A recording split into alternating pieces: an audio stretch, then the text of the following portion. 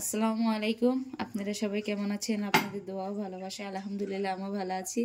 আজকে নিয়ে আসলাম পানি ফল ভর্তা করব।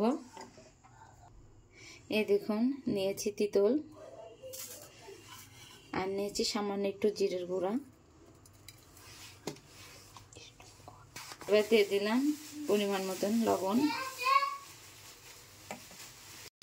এবার দিয়ে দেব ভেজে রাখা শুকনা মরিচ। যে যেমন ঝাল খাবেন সে তেমন দিবেন। ভাবে মেখে নিব, সব উপকরণ দিয়ে সুন্দরভাবে মাখিয়ে নেব।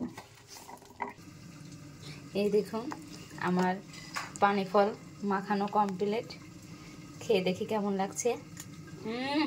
অনেক মজা। বাসায় একবার এমন করে ট্রাই করে দেখবেন কেমন লাগে খাইতে। অবশ্যই আশা করি ভালো লাগবে খেতে, অনেক মজা লাগবে। আসলে অনেক স্বাদ লাগছে, বিশ্বাস করবেন না, টক ঝাল অনেক মজা লাগছে খেতে। আশা করি ভিডিওটা আপনাদের কেমন লাগলো অবশ্যই কমেন্ট করে জানাবেন। আজকের ভিডিওটা এই পর্যন্তই। আসসালামু আলাইকুম।